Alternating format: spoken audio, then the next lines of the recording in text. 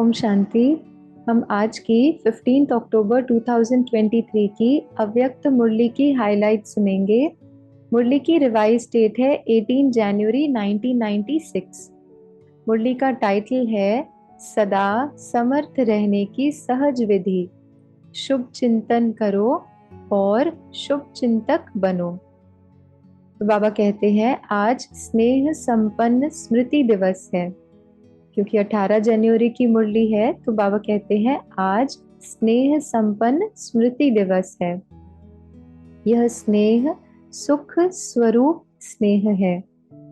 अब ये सुख स्वरूप स्नेह क्या है वो भी बाबा आगे डिफाइन करते हैं। ब्रह्मा बाप कितना ही बच्चों के प्रति अति स्नेही रहे। जो बच्चे अनुभवी हैं कि सदा सेवा के निमित्त बच्चों को कितना याद करते, अनुभव है ना। मोह नहीं रहा लेकिन दिल का प्यार रहा। तो ये सिर्फ साकार बच्चों ने अनुभव नहीं किया, लेकिन हम अव्यक्त पालना लेने वाले बच्चों ने भी ब्रह्मा बाप की जो पालना है और प्यार है वो हमने भी अनुभव किया है। बाबा कहते हैं क्योंकि मोह उसको कहा जाता है जिसमें अपना स्वार्थ हो।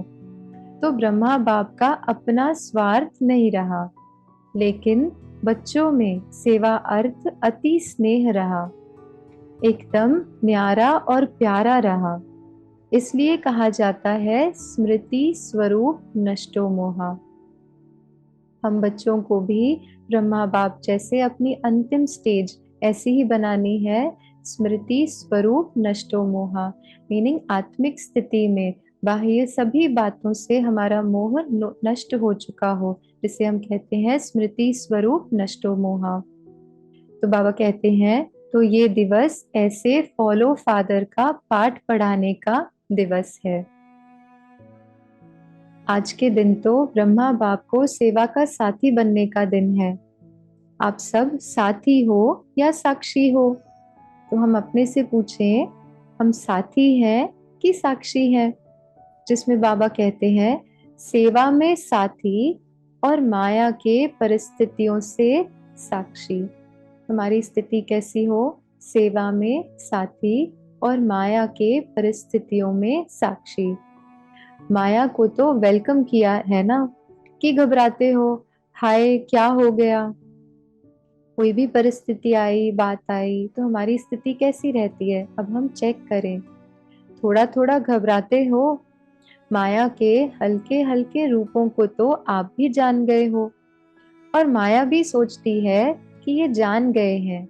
लेकिन जब कोई भी विकराल रूप की माया आवे तो सदा साक्षी होकर खेल देखो। अब हम अपनी जीवन को देखें, कोई ऐसी बात, कोई परिस्थिति हमारे सामने है तो उन परिस्थितियों को हमें कैसे हैंडल करना है ये बाबा हमें सिखा रहे हैं।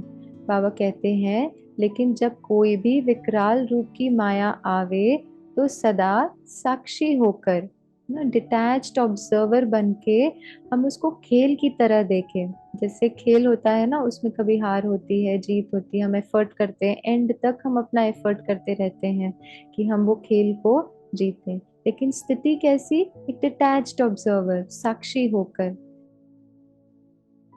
तो यह कभी नहीं कहो क्या करूं, कैसे होगा, क्या होगा। लेकिन बाप दादा ने पहले भी यह पाठ पढ़ाया है।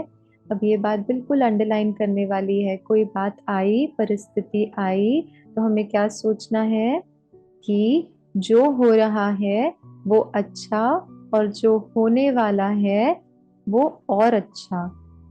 हम अपने मन में इस बात को रिपीट करें। देखिए कोई ऐसी बात या परिस्थिति और अपने से कहें कोई बात नहीं। क्यों? क्योंकि बाबा ने हमें बताया है कि जो हो रहा है वो अच्छा, और जो होने वाला है वो और अच्छा। ब्राह्मण बनना अर्थात अच्छा ही अच्छा। लेकिन कोई भी परिस्थिति आती है, उस परिस्थिति को अपना थोड़ा समय के लिए हम शिक्षक समझें। अब ये भी बहुत डीप समझने की बात है। बात आई, हम देखें कि ये परिस्थिति हमें क्या सिखाना चाहती है। क्योंकि कोई भी बात, कोई भी परिस्थिति बिना पर्पस के हमारे सामने आ ही नहीं सकती। हमें कुछ ना कुछ उससे सीखना है और वो सीख कर आगे बढ़ना है। तो अपनी लाइफ में देखे क्या बात है, क्या परिस्थिति है, और वो परिस्थिति मुझे क्या सिखाने की कोशिश कर रही है। जितना जल्दी हम उस लर्निंग को पिकअप करते हैं, जितना फास्ट हम उससे वो शिक्षा लेकर अपने में धारण करते हैं, वो बात पास हो जाती है, क्रॉस हो जाती है। लेकिन जब तक हम उन बातों को पकड़ के रखते हैं, उससे शिक्षा नहीं लेते हैं, तो वो बात भी फिर हमारे जीवन में वैसे ही रहती है। तो इसलिए बाबा कहते हैं, शिक्षक क्या करता है, शिक्षा देता है ना। तो परिस्थिति आपको विशेष दो शिक्षाओं के अनुभवी बनाती है। एक है सहन शक्ति, न्यारापन, नष्टो मोहा, और दूसरा सामना करने की शक्ति का पाठ पढ़ाती है, जिससे आगे के लिए आप सीख लो कि ये परिस्थिति ये दो पाठ पढ़ाने आई है। तो आगे नष्टो मोहा बनने की बाबा ने और भी एक बहुत सहज विधि बताई है, जिसमें बाबा कहते हैं ट्रस्टी अर्थात पहले से ही सब कुछ छूट गया। ट्रस्टी माना सब बाप के हवाले कर दिया। मेरा कुछ है ही नहीं, जब मेरा है ही नहीं तो फिर छूटने का गम क्यों। इसलिए बाबा कहते हैं ट्रस्टी माना सब कुछ बाप के हवाले कर दिया। मेरा क्या होगा, बस गा गा आता है ना तो गड़बड़ होती है। सब अच्छा है, अच्छा होना ही है, निश्चिंत है, इसको कहा जाता है समर्थ स्वरूप। जैसे ब्रह्मा बाप, वैसे हम बच्चों की स्थिति बनाने का हमें पुरुषार्थ करना है, जो है समर्थ स्वरूप। तो आज के दिन कौन सा दिन है, समर्थ बनने का, नष्टो मोहा होने का, ब्रह्मा बाप समान समर्थ बनने का और नष्टो मोहा होने का। तो 18 जनवरी के दिन भी हम सिर्फ बाबा को याद ना करें, लेकिन जैसे बाबा बने, जैसे मम्मा बाबा हमारी दादियां बनी, हम वैसे बनने का पुरुषार्थ करें। तो सदा ऐसे समर्थ रहो। और इसकी सबसे सहज विधि, दो शब्द याद रखो। दो शब्द याद रह सकते हैं ना, सारी मुरली भूल जाए, लेकिन दो शब्द याद रखो और प्रैक्टिकल में करते चलो। अब एक तो है हम इन दो शब्दों को याद रखें और फिर उसको प्रैक्टिकल में भी लाएं। जैसे ही देखा कि हमारा थॉट बिहेवियर कुछ अलग है, हम फिर से नहीं, बाबा ने हमें क्या दो शब्द कहे, उसे प्रैक्टिकल में लाएं। जितना जितना हम प्रैक्टिकल में लाते जाएंगे, उतना वो हमारा संस्कार बनते जाएगा। इसलिए बाबा कहते हैं वो दो शब्द जानते भी हो, कोई नई बात नहीं है। एक है शुभ चिंतन, नेगेटिव को पॉजिटिव करो, इसको कहते हैं शुभ चिंतन।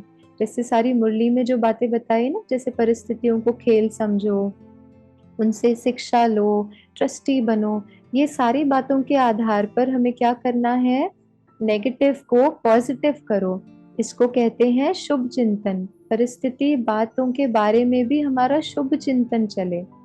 नेगेटिव पॉजिटिव हो सकता है और बदल सकते हो, सिर्फ चेक करो कि कर्म करते भी शुभ चिंतन चला।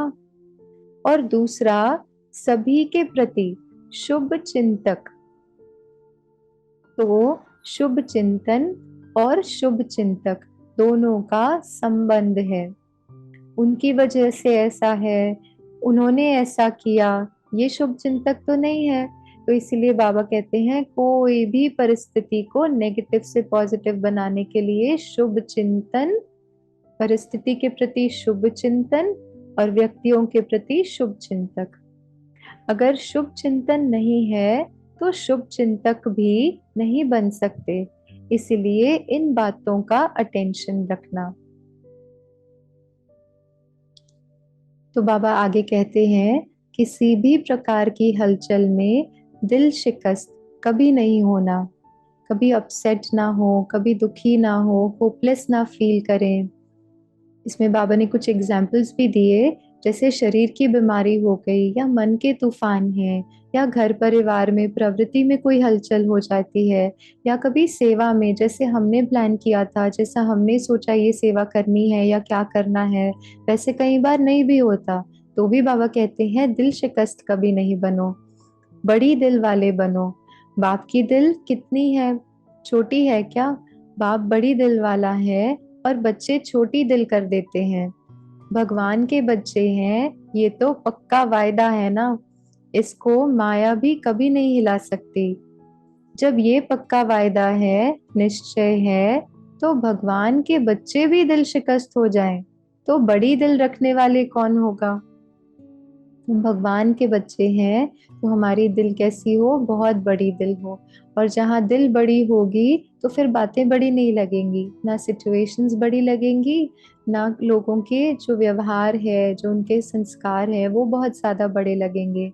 क्यों? क्योंकि बड़ी दिल में सब कुछ समा जाता है। तो इसलिए बाप दादा कहते हैं बड़ी दिल रखो। जैसे ब्रह्मा बाप ने सबको समाया, हर हर बच्चे को, हर बच्चे के संस्कार को, हर बात को समा लिया। क्यों? क्योंकि बाप ने दिल बड़ी रखी। उसी तरह से हम भी ब्रह्मा बाबा जैसे बड़ी दिल रख के हर बात को संभालें। तो ये थी आज की अव्यक्त मुरली की हाइलाइट्स, जिसमें विशेष बाबा ने हमें यही प्रेरणाएं और यही शिक्षा दी है कि हम ब्रह्मा बाप जैसे स्मृति स्वरूप नष्टो मोहा बने। आज की मुरली से वरदान है, डबल लाइट स्थिति द्वारा उड़ती कला का अनुभव करने वाले सर्व बंधन मुक्त भव। चलते फिरते यही स्मृति रहे कि मैं डबल लाइट स्थिति में रहने वाला फरिश्ता हूँ। फरिश्ता अर्थात उड़ने वाला। लाइट चीज सदा ऊपर जाती है, नीचे नहीं आती है। जैसे एक फेदर होता है ना, कितना लाइट होता है, तो वो बहुत धीरे धीरे ऊपर उड़ते रहता है। उसी तरह से हम भी सभी बंधनों से मुक्त, सभी बोझ से मुक्त।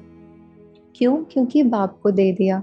और क्योंकि बाप को दे दिया तो हम बहुत हल्के हो गए, और उस हल्के, उस लाइट स्थिति में हम फरिश्ता बन उड़ते रहें। आज का स्लोगन है, मनसा सेवा वही कर सकते हैं जिनके पास शुद्ध संकल्पों की शक्ति जमा है। ओम शांति।